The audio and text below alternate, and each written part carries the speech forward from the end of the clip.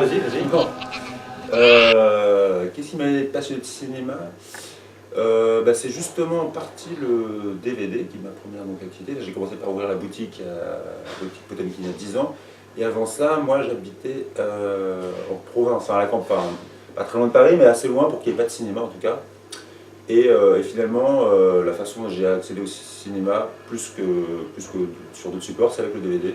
C'est le moment où émergeait le DVD, où moi j'ai commencé à être passionné de cinéma, donc c'était vraiment un support qui était magique à ce moment où c'est arrivé, et sur ça il est toujours d'ailleurs.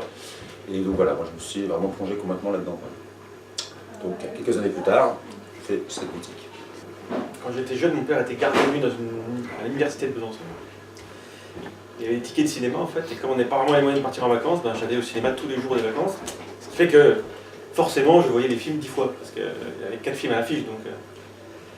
Et en voyant les films 4, 5, 6, 10 fois, en fait, en les voyant à répétition, j'ai appris à comprendre la grammaire du cinéma, le mécanisme, je suis passionné pour ça. Ouais. Étrangement, et d'ailleurs toujours, parce qu'il n'existait pas de boutique indépendante, comme il y a des disquaires, comme il y a des libraires, enfin, notamment beaucoup de libraires à Paris avec les lois, etc., la protection qu'a ce support. Mais sur le DVD, la vidéo, il y avait quasiment rien. Je ne dis pas rien, mais quasiment rien. Et en tout cas en boutique, vraiment, en vente de DVD, il n'y avait rien. Donc voilà, je me suis dit, il y a la place pour ça, surtout à Paris, quand même la ville la plus cinéphile au monde. Je me suis dit, c'est quand même étonnant qu'il n'y ait pas un endroit comme ça. Et voilà. Et à l'époque, ce qui était étonnant, c'est que j'ai quand même, c'était déjà, le DVD était déjà en place depuis quelques temps sur le marché, et c'était déjà un peu la chute, enfin en tout cas ceux qui croyaient vraiment à l'époque, lors de la période de gloire, on me disait, bon, on va faire une boutique de DVD aujourd'hui. Pas trop l'intérêt, c'était il y a 10 ans, et donc on est toujours là, 10 ans plus tard. Encore, ça tient encore un peu.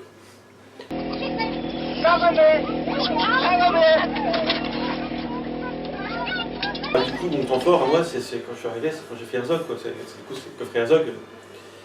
Les 3 coffrets Herzog. Les 3 coffrets Herzog sur lesquels j'ai travaillé, c'était vraiment incroyable. Pendant un an, j'étais plongé dans l'univers Herzog. Satan, prends pitié de ma longue misère. Oh, Satan, prends pitié de ma longue misère. Oui, le film de ce soir, c'est Le Déclencheur de volcan, c'est le film sur Herzog, enfin sur la Soufrière, que j'ai réalisé pour les bonus en fait du DVD, mais comme pour des questions de droit, parce qu'il y a beaucoup d'images d'archives et qu'on n'a pas pu payer ces droits, on n'a pas pu l'intégrer au DVD, on a fait un vrai film, quoi, voilà. Donc c'était une sorte de documentaire fiction un peu délirant, voilà. Donc c'était voilà l'aboutissement sur mon travail Herzog. Excuse me. Oh, hell yeah. You get that girl, and you get back what she stole from me. Big Papa Booyah. My name is Lana, and I'm here to make you an offer. Bienvenue, fans of animation. My name is Bill Plimpton. I'm an animator. I live in New York City, and I'm happy to present Revengeance. It's my brand new animated feature film, and I did it with a partner. His name is Jim Lujan, and he wrote the story, he designed the characters, he did the music and the voices. So I basically did the storyboards, produced the film, directed the film, and did all the animation. So it's a real wonderful combination of West Coast, he's from LA, and the story takes place in LA. It's full of a lot of corrupt people and bad people, the kind of people I like to draw. And then I did the production in New York. So I think you're really going to enjoy it. So sit back and enjoy Revengeance.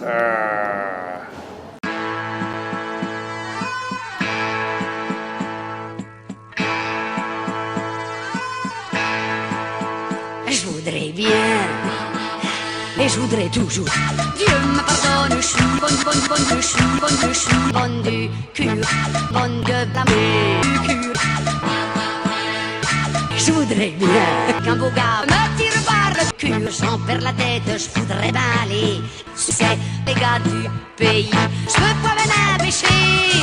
Dieu me pardonne, je suis bonne, je suis bonne du cul, bonne de blâmer du trou, ça me donne des idées. Je voudrais sucer, mais il paraît que pour sucer, la quête est dure, j'en perds la tête, je voudrais baler, me faire tirer. Alors je pense sincèrement, mon cinéma n'a rien d'original. Le seul truc, c'est par rapport à la conception. Je travaille plutôt sur une forme que j'essaie de valider a posteriori par un fond. Je trouve le fond après. Et les films les plus réussis que j'ai pu faire, c'est ceux où ça se voit pas que le fond a été rajouté. Mais au départ, je pars sur une forme, j'essaie de valider le truc, j'essaie de trouver un sens et j'ajuste un peu le montage. Je pense que c'est assez rare. Je pense qu'il n'y a pas grand monde qui travaille comme ça. Après, ouais, c'est pas la méthode la plus simple.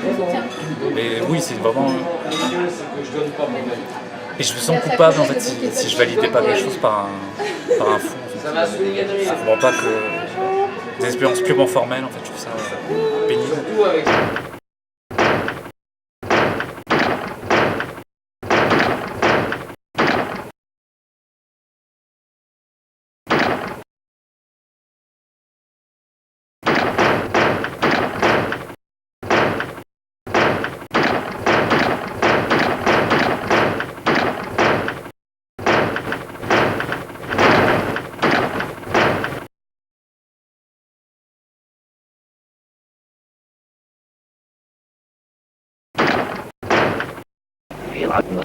La mort, ça me rend malade de vous entendre parler.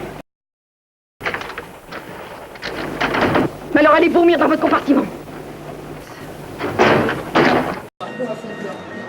En fait, au début, il n'y avait pas du tout de truc politique dans ce que je faisais. C'est plus l'idée de... Si je voulais parler de sexualité, en fait, ça m'intéressait vraiment, se mettre là-dessus. Mais essayer d'être honnête et du coup, je voyais pas comment être honnête sans montrer des images de sexualité. Après, très vite, j'ai remarqué quand même que ça scindait en deux quand même. Il y a pas mal de filles qui n'aimaient pas trop voir des images pornographiques et du coup elles ne voyaient pas du tout ce que j'avais pu raconter des images pornographiques les choquaient trop. On va essayer de trouver un autre moyen et du coup j'ai utilisé des films avec des couloirs, des portes. Tu rentres, tu sors, tu fermes la porte de manière plus ou moins rapide. Il y a aussi un rythme sexuel en fait. Du coup je me rends compte que c'était beaucoup plus... c'est parler aux hommes comme aux femmes, c'est peut-être plus efficace. J'ai moyen de me passer de ça. Et mais pour le côté politique, ouais, en fait il n'y a jamais le but que les gens voient le film et qu'ils du coup ils se mettent à voter à gauche. En fait, c'est vraiment d'exprimer une idée, d'exprimer des choses en fait. Toi, tu es où là, dans ta chambre? Oui. Non, enfin pas exactement, je suis dans la cuisine là. Ah, t'es dans la cuisine, c'est génial. Oui. Alors tu sais ce que tu vas faire? Tu vas ouvrir le frigo. Oui. Vas-y. Vas-y vite. 2 secondes. Voilà. Ouais. Bon, alors écoute, tu as le bac à légumes là? Oui. Tu vas l'ouvrir. Voilà. Tu prends un œuf, hein? Oui. Oui. Vas-y. Tu le prends, tu vas te le mettre dans ta chatte. Allez, enfonce. Bien froid, hein? Oui. Tu te bourres le mou avec, hein? Allez, enfonce-le dans ton con de piscine là, hein. Vas-y, enfonce. Tu sais ce que tu vas faire maintenant? Tu te mets, tu vois, tu t'accroupis un petit peu.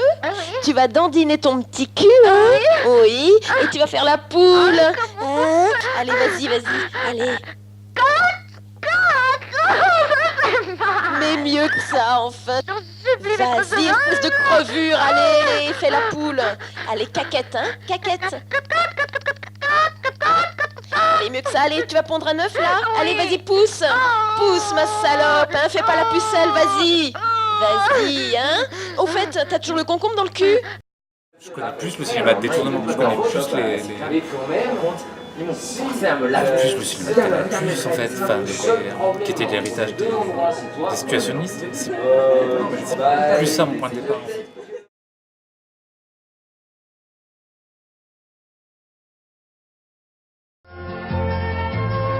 À toi le rythme des saisons, à moi le rythme de l'action. Allez, je te laisse.